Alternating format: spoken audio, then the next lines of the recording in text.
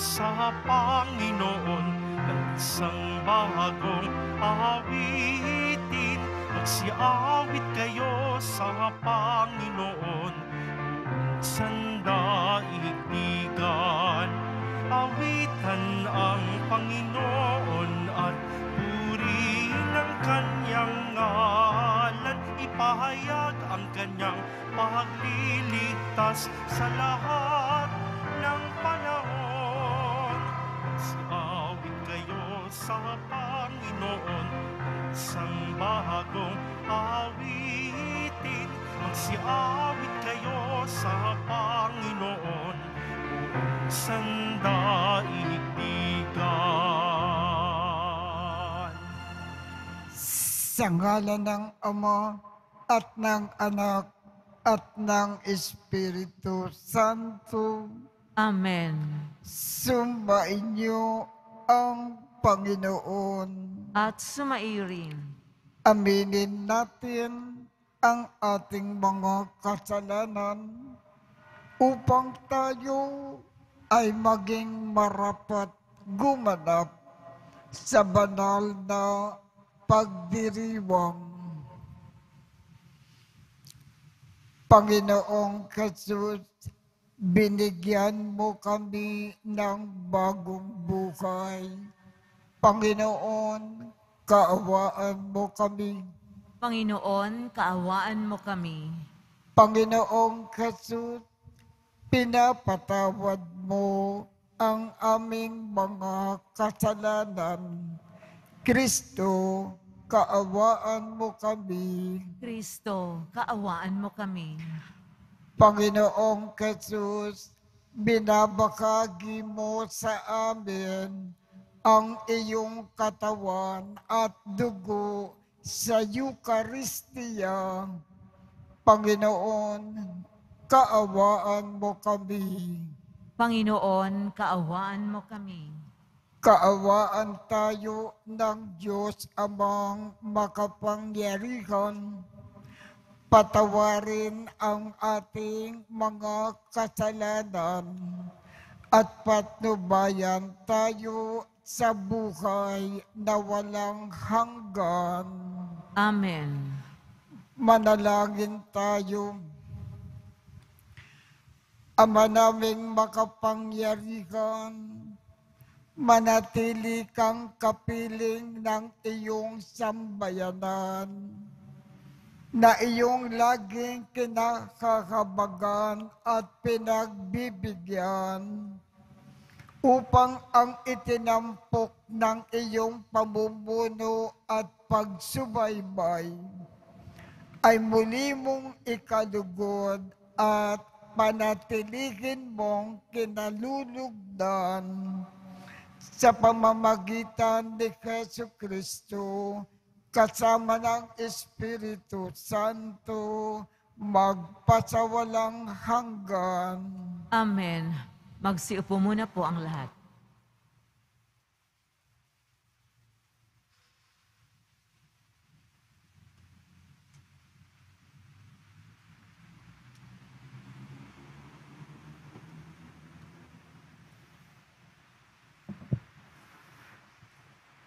Pagbasa mula sa aklat ni Propeta Jeremias.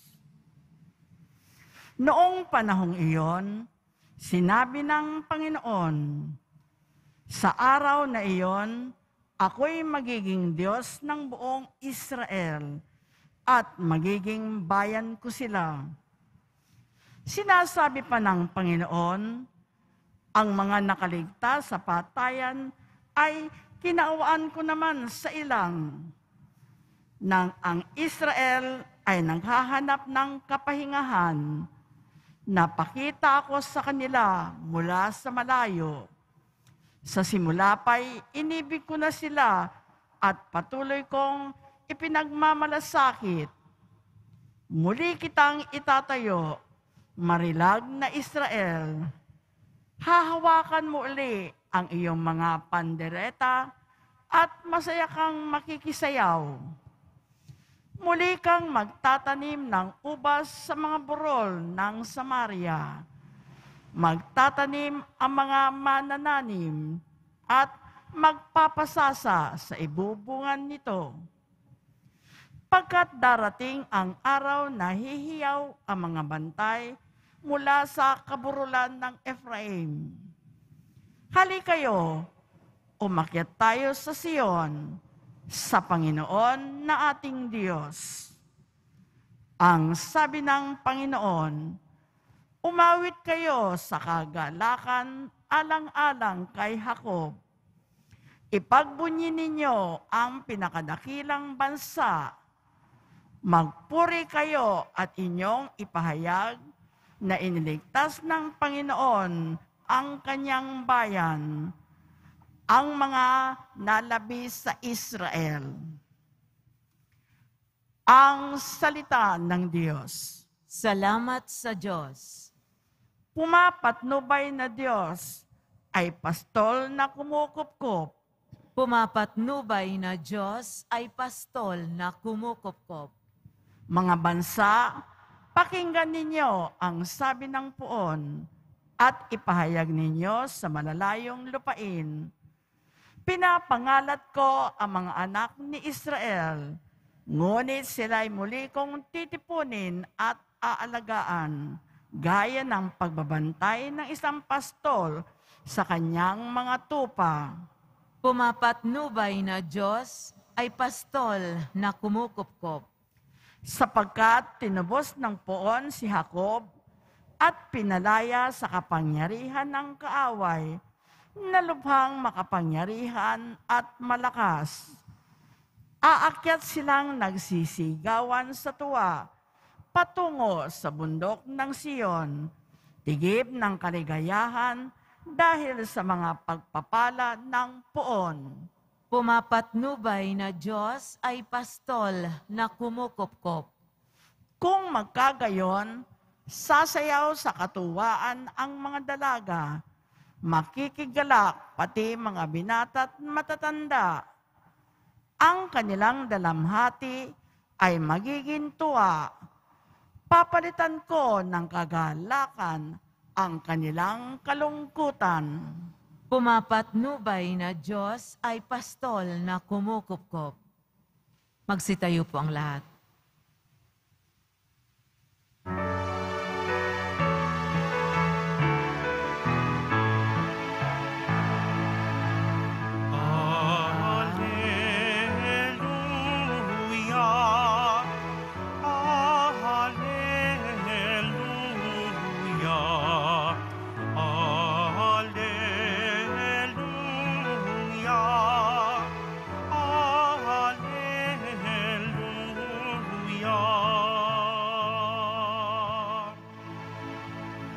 Narito at dumating na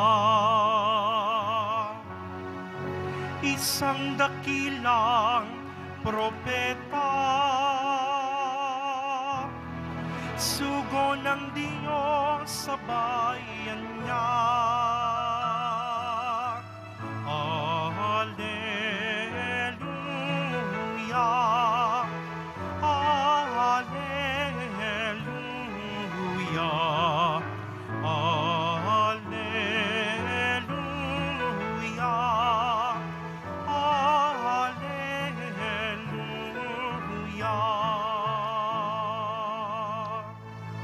Sumainyo ang Panginoon. At sumaiyo rin. Ang mabuting balita ng Panginoon ayon kay San Mateo. Papuri sa iyo, Panginoon.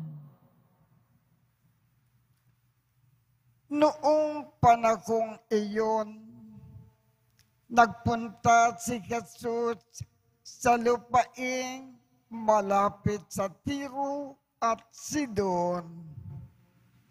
Lumapit sa kanya ang isang Kananeyang naninirahan doon at malakas na sinabi, Panginoon, anak ni David, makabag po kayo sa akin. Ang anak kong babae ay inaalikan ng demonyo at masyadong pinakihirapan. Ngunit gaputok man ay di tumugon si Jesus at lumapit ang kanyang mga alagad at sinabi sa kanya, "Pagbigyan na nga po ninyo," at nang umalis, siya ay nag-iingay at susunod-sunod sa atin. Sumagot si Jesus, "Sa mga tupang naliligaw ng sambahayan ng Israel, lamang ako sinugo." Ngunit lumapit sa kanya ang babae, lumukod sa harapan at ang sabi, "Tulungan po ninyo ako, Panginoon." Sumagot si Jesus, "Hindi dapat kunin ang pagkain ng mga anak upang ikagis sa mga tuta." "Tunay nga po, Panginoon," tugon ng babae.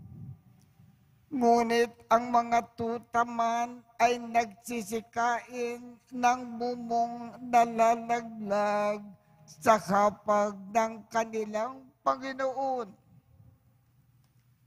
Kaya sinabi sa kanya ni Jesus, "Napakalaki ang iyong pananalig. Mangyayari ang kinikiling mo." At noon din ay gumaling ang kanyang anak. Ang mabuting balita ng Panginoon. Pinupuri ka namin, Panginoong Hesukristo. Magsiupo muna po ang lahat. Bakit ang anak na babae ng Kananea na may sakit gumaling?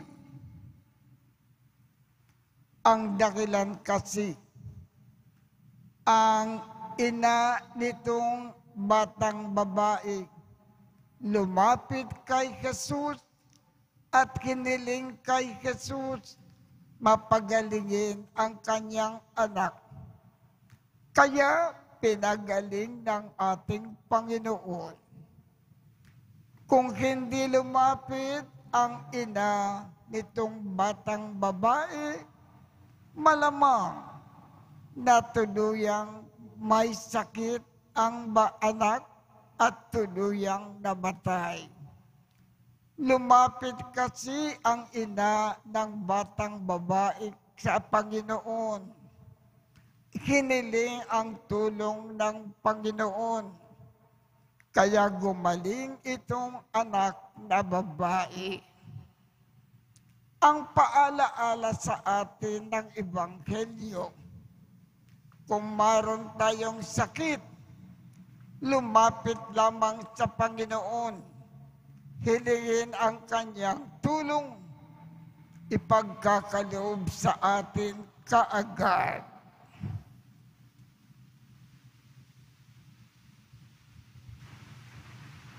Tumayo na po ang lahat.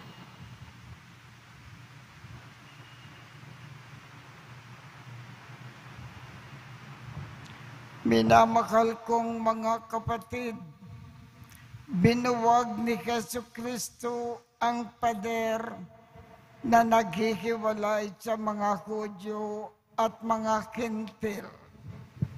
Bilang isang bayan ng bago at walang hanggang tipan, manalangin tayo sa Diyos na nagbubuklod sa atin.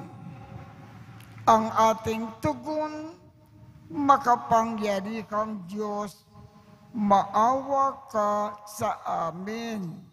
Makapangyarihang Diyos, maawa ka sa amin. Ang simbahan, sa lahat ng dako naway maging daan ng habag, kapayapaan at pag-ibig ng Diyos. Manalangin tayo. Makapangyarihang Diyos, maawa ka sa amin.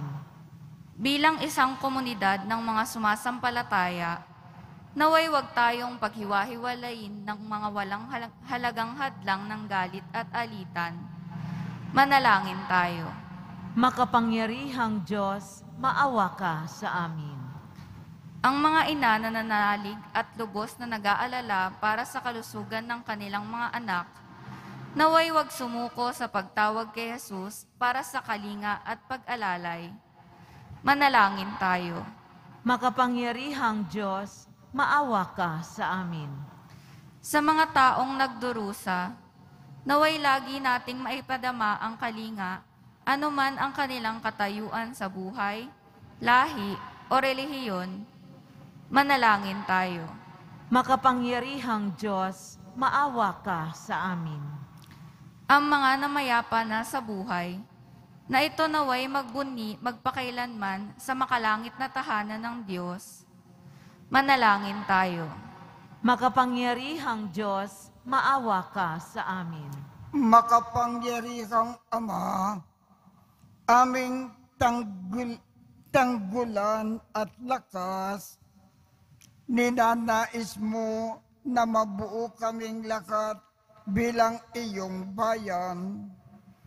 Maging bukas nawa lagi ang aming kalooban sa pangangailangan ng aming kapwa. At huwag nawa naming ihiwalay ang sinuman sa aming pagsasamahan.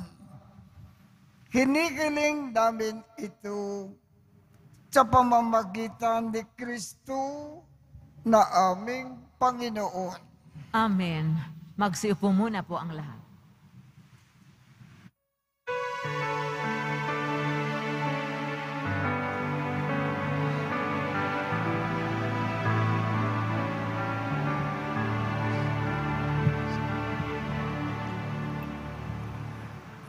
Ating alay na alak at tinapay mula sa ating ani sa lupain ng Diyos nating mahal, na siya na ring nagdulot na tayo'y may maihain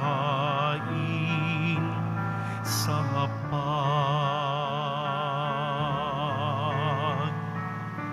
alay namin, inyo pong tanggapin at inyong pabanalin at mamarapatin. Inyo po itong gawing katawan at dugo ni Jesus.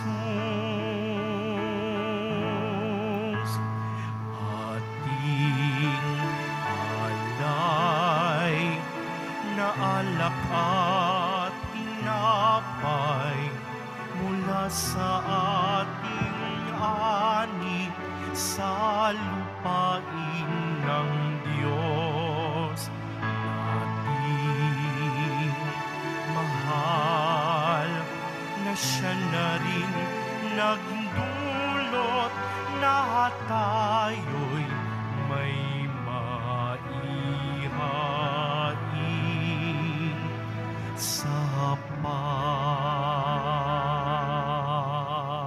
Tumayo na po ang lahat. Manalangin kayo upang ang pag-aakin natin ay kalugdan ng Diyos Amang makapangyarihan.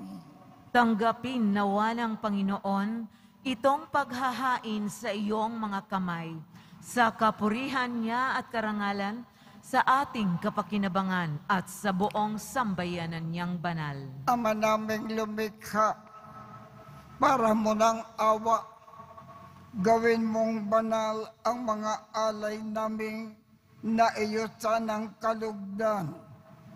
At kami ay gawin mong akin na sa iyo ay laging nakalaan sa pamamagitan ni Jesu Kristo kasama ng Espiritu Santo, magpasawalang hanggan. Amen. Sumainyo ang Panginoon. At sumaiyo rin. Itaas sa Diyos ang inyong puso at diwa. Itinaas na namin sa Panginoon. Pasalamatan natin ang Panginoong ating Diyos. Marapat na siya ay pasalamatan. Ama naming makapangyarihan, tunay ngang marapat na ikaw ay aming pasalamatan. Sa iyong pagdingap at kaganda kang loob, ang tao ay nilikha mo at pinangangasiwa sa sansinukob. Sa hangad mo na siya ay iwastong lubos, siya ay pinagdusa mo sa kanyang pagtalikod. Sa iyong paggiliw, iyong ipinakintulot na makabalik siya sa pamamagitan ni Kristo Jesus. Kaya kaisa ng mga anghel na nagsisiawit ng papuri sa iyo nang walang kumpay sa kalangitan, kami ay nagbubunyi sa iyong kadakilaan. Santo, Santo, Santo, Panginoong Diyos ng mga hukbo, napupuno ang langit at lupa ng kadakilaan mo, o sana sa kaitaasan. Pinagpala ang naparirito sa ngalan ng Panginoon, o sana sa kaitaasan. Magsiluhad po ang lahat. Ama naming banal, ikaw ang bukal ng tanang kabanalan. Kaya't sa pamamagitan ng iyong Espiritu, gawin mong banal ang mga kaloob na ito upang para sa amin ay maging katawan at dugo ng aming Panginoong Jesucristo. Bago niya pinagtiis ang kusang loob na maging handog, hinawakan niya ang tinapay. Pinasalamatan kanya, pinaghati-hati niya iyon, iniabot sa kanyang mga alagad at sinabi, tanggapin ninyong lahat ito at kanin. Ito ang aking katawan na ikahandog para sa inyo.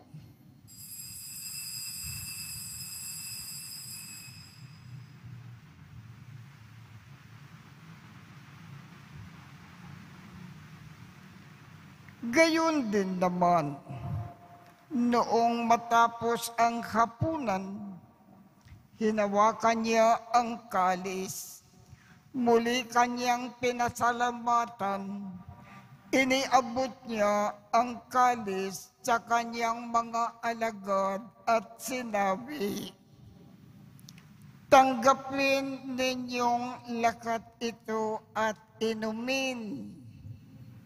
Ito ang kalis ng aking dugo, ng bago at walang hanggang tipan. Ang aking dugo na ibubukos para sa inyo at para sa lahat, sa ikapagpapatawad ng mga kasalanan. Gawin ninyo ito sa pag-alaala sa akin.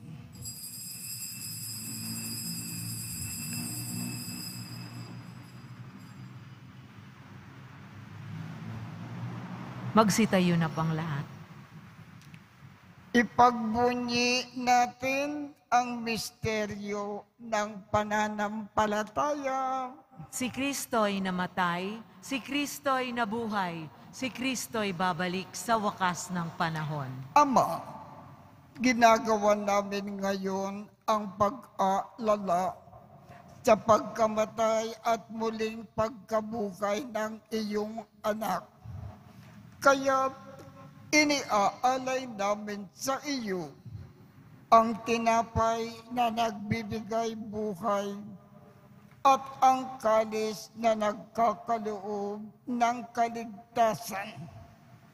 Kami ay nagpapasalamat dahil kami ay iyong minarapat na tumayo sa harap mo para maglingkod sa iyo. Isinasamo namin kaming magsasalo-salo sa katawan at dugo ni Kristo ay mabuklod sa pagkakaisa sa pamamagitan ng Espiritu Santo. Ama, lingapin mo ang iyong simbahang laganap sa buong daigdig. Puspusin mo kami sa pag-ibig. Kaisa ni Francisco, aming Papa, Jose, aming Obispo, at ng Tanang Kaparian. Alalakanin mo rin ang mga kapatid naming nakimlay nang may pag-asa na sila ay muling mabubuhay. Gayon din ang lakat ng mga pumanaw. Kaawaan mo sila at patuloyin sa iyong kaliwanagan. Kaawaan mo at pagindapatin kaming lahat na makasalo sa iyong buhay na walang wakas. Kaisa ng makal na Birhen Maria na ina ng Diyos, ng kabiyak ng puso niyang si San Jose, kaisa ng mga apostol at ng lahat ng mga banal na namukay dito sa daigdig ng kalugod-lugod sa iyo. Maipagdiwang nawa namin ang pagpupuri sa ikararangal mo sa pamamagitan ng iyong anak na aming Panginoong Jesucristo. Sa pamamagitan ni Kristo, kasama niya at sa Kanya, ang lahat ng parangal at papuri ay sa iyo, Diyos amang makapangyarihan, kasama ng Espiritu Santo, magpasawalang hanggan. Amen.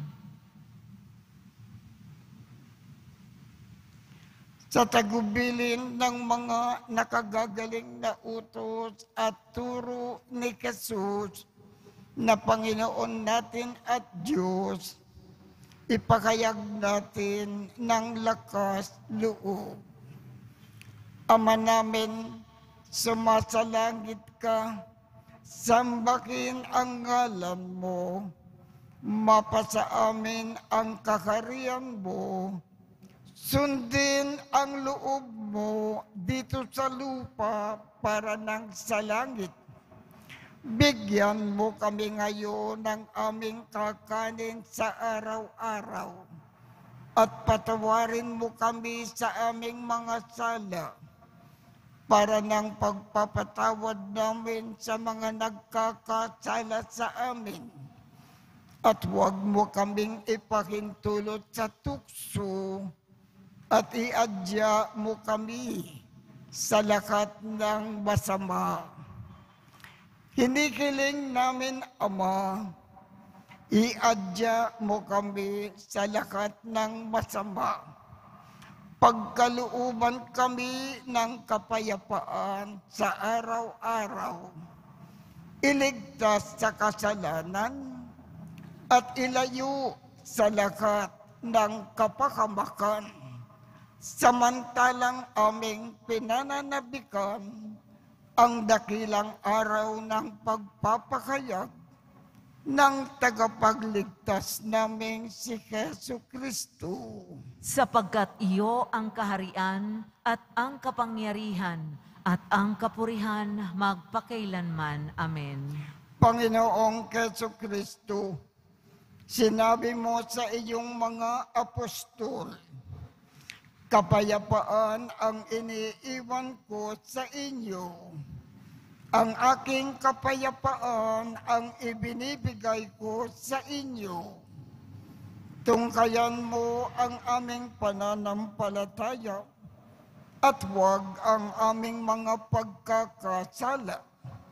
Pagkalooban mo kami ng kapayapaan at pagkakaisa ayon sa iyong kalooban, kasama ng Espiritu Santo, magpasawalang hanggan. Amen. Ang kapayapaan ng Panginoon ay laging sumainyo. At sumaiyo rin. Magbigayan tayo ng kapayapaan sa isa't isa.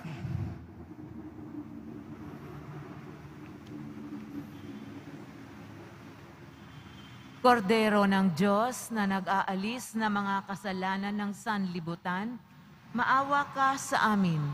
Kordero ng Diyos na nag-aalis na mga kasalanan ng sanlibutan, maawa ka sa amin.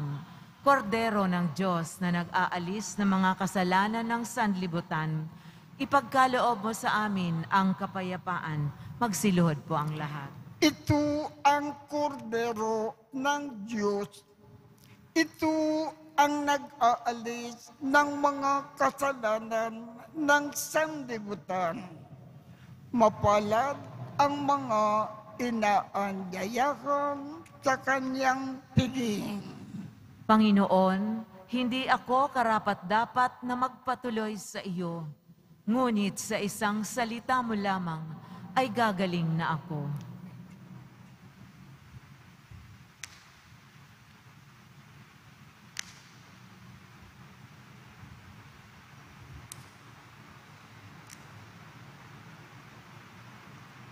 Ang katawan ni Kristo.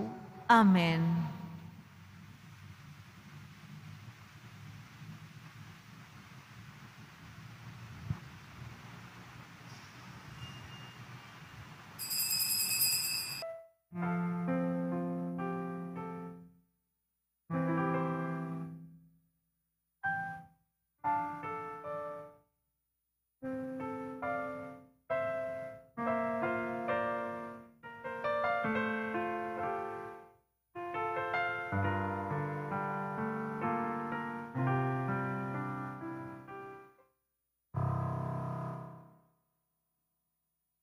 O Jesus,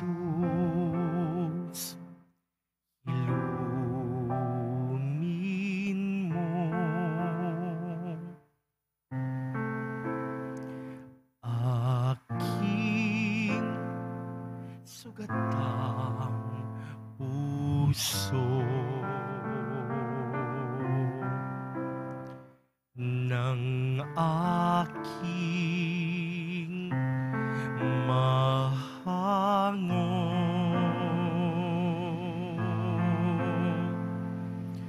kapwa kong kasim bigo,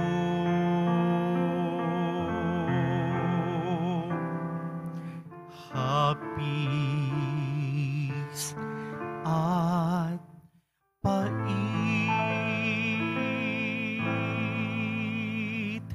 iyong patamisin at takpan ang sakit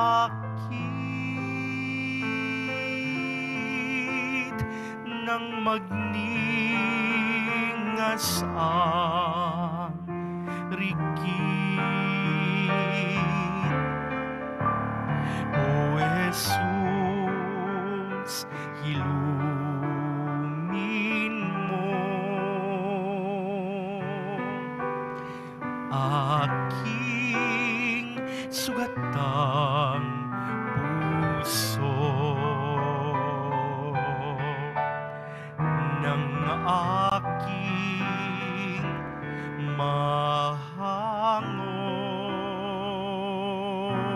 mahango.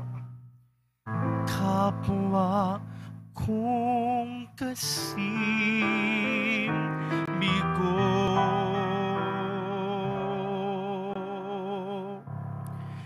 kapwa kong kasing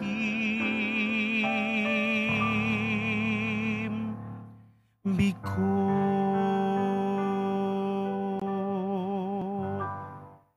Tumayo na po ang lahat.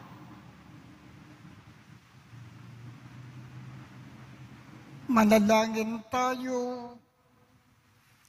Ama naming mapagmahal, kami pinapagsalo mo sa banal na pakikinabang ay iyong tuwangan sa ginagawa namin araw-araw upang kami hindi mo pinagkakaitan ng pagsubaybay ay gawin mo na maging marapat sa lubos na kaligtasan.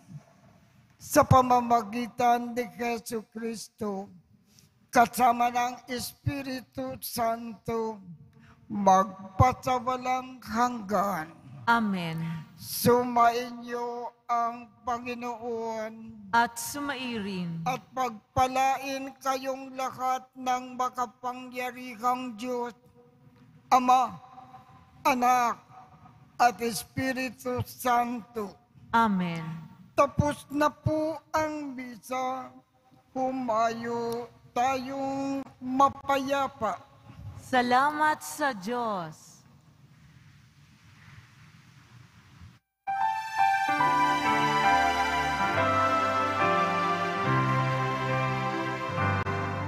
Nuestro Padre Jesus Nazareno, sinasamba ka namin,